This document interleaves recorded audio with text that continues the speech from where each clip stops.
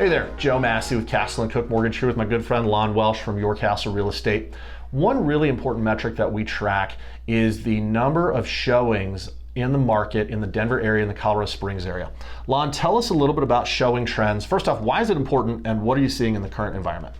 Well, showing trends are really important to us because it's one of the leading indicators to help us predict what's going to happen next in the market. So my most favorite leading indicator is the number of people who are applying for a mortgage, because that usually starts the entire chain for a buyer. And then showing traffic is usually a pretty good predictor of like how many closings are we going to have about 45 days later.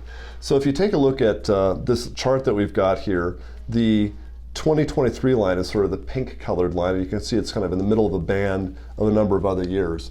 If you compare that to the last 2 years, 2022, 2021, those are the really tall numbers with lots and lots of showings. If you compare our showing traffic for the first half of this year to the last 2 years, it looks like, wow, the showing traffic is down a lot. The buyers just aren't as active.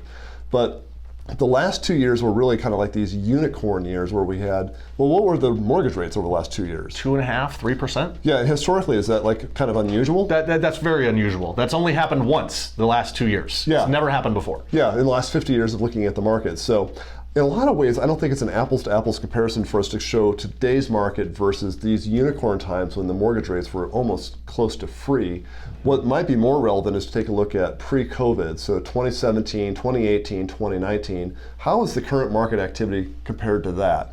And that's what you've got here with the blue dash line, that's 18, the heavy dash line, which is 2017, and then the green line is 2019. If you look at the showing traffic today relative to the 3 pre-COVID years, we're almost exactly on the historical trend. So when you see these headlines about how the market is so slow and everything is terrible right now, it's only terrible relative to the insane giddiness that we had in the market during the unicorn time, but relative to the longer term historical trend, we're right on track.